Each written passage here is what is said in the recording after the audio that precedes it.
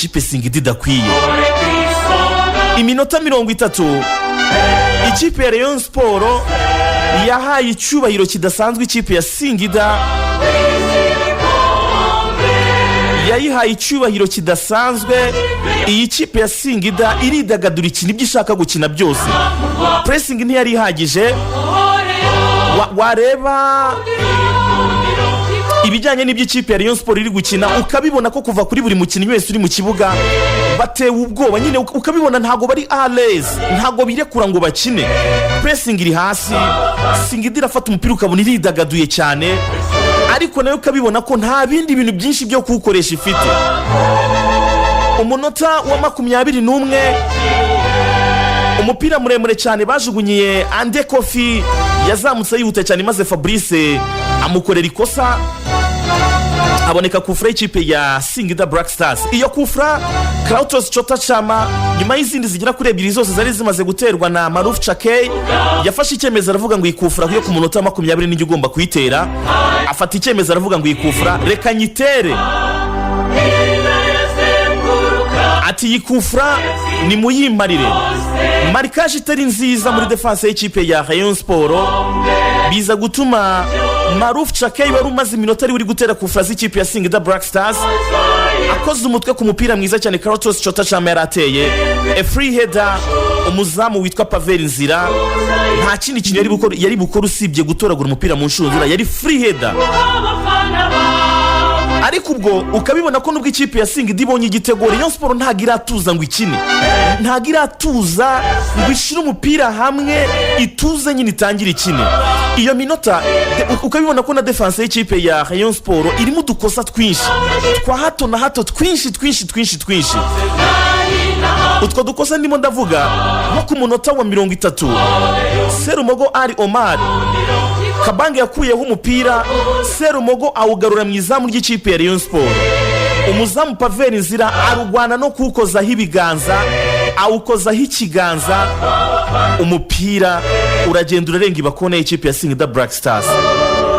Nyuma yaho gato byarongeye biraba, umukinnyi witwa Serumogo Ali Omar nanone akora kandi gakosa, umupira upasa nabo muzamu, ariko birangira umuzamu Pavel Nzira asohotse ndetse n'umuntu witwa Kabange bakina neza cyane, umupira urongera uvaho. Iyo minota 30 ya mbere yari iminota kuri Rayon Sport yo gustrugglinga byo ku rwego rwo hejuru pe, ukabibona ko ira strugglinga byo ku rwego rwo hejuru.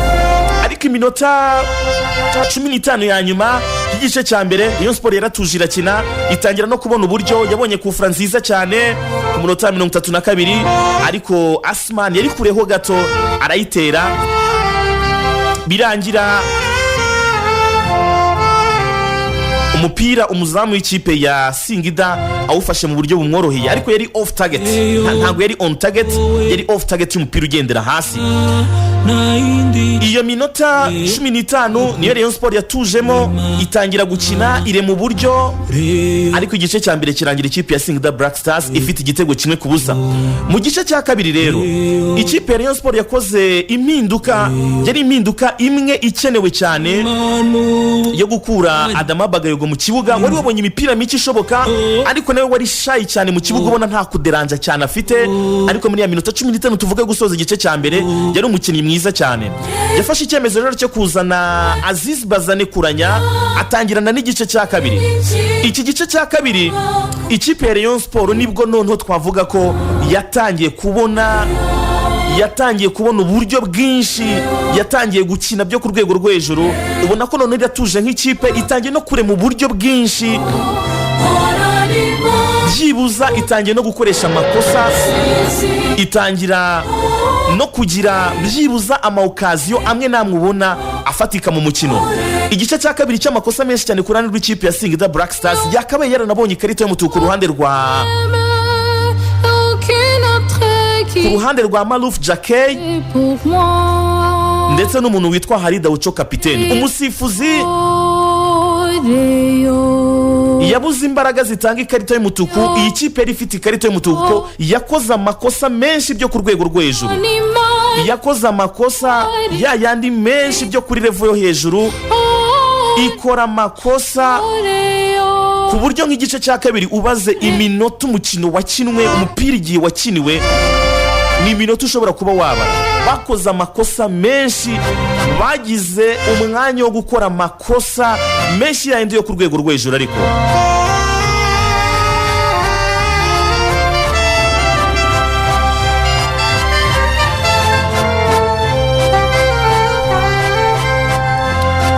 igice cya kabiri cy'umupira ugenda gake, umupira urarenze, uragiye urarenze. Rayon Sport ifashe umupira, Singida ikoreye ikosa, barazamutse, Singida ikojejeho umuntu, umupira urarenze.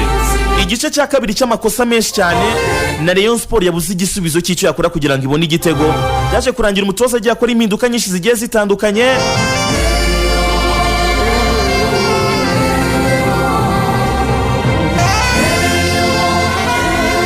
Izo mpinduka zose umutoza yagiye akora, byaje kurangira ku munota wa 89 umukinnyi witwa Asmani Ndikumana agize imvune yateye ikikango kugeza kuri aka kanya.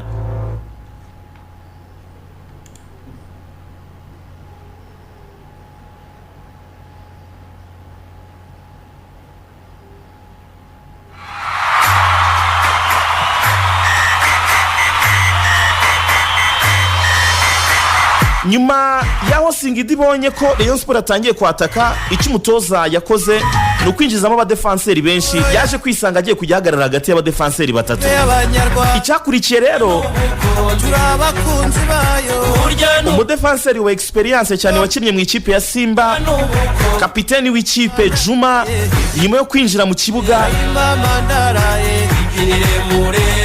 bamuhurije hagati ari abakinnyi babiri, bafata akaboko ke gasa nk'akigoronzoyemo. Uyu mukinnyi yahise atabaza, abwira abaganga b'ikipe ya Rayon Sport ngo navunjika, ati navunjika mfupa, ati igufwa ryanjye ndumva rivunitse, ryakocotsa ryumva. Abantu muzi ukuboko uburyo guteye hano muri pinya, aho twita muri pinya, Asmani akaboko ke bagahindukirije aho ngaho hagati na hagati, gahindukiye, gahindukizwa n'umuntu uri gukora muvoma igana akaboko katarebaga, akaganisha yo kumbaraga. Rero umufupa, igufwa ryo mu kuboko byahise riturikiramo.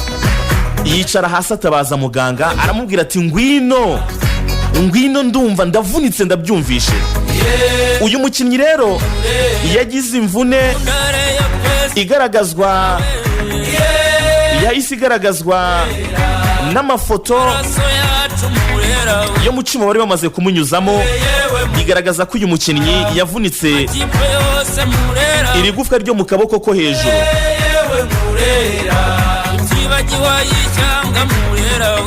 Uyu mukinnyi abagize ikibazo cy'imvune. Rayon Sport yasoje gusimbuza, binarangira umukino wose urangiye ikipe ya Rayon Sport ikinnye ari abakinnyi 10 kubera ko impinduka zose zari zarangiye, kandi imvune rukumbi. Umusifuzi ashobora kukwemerera gukora remplacement y'inyongera mu gihe izawe zari zarangiye, ni iy'umutwe, ni iy'umutwe.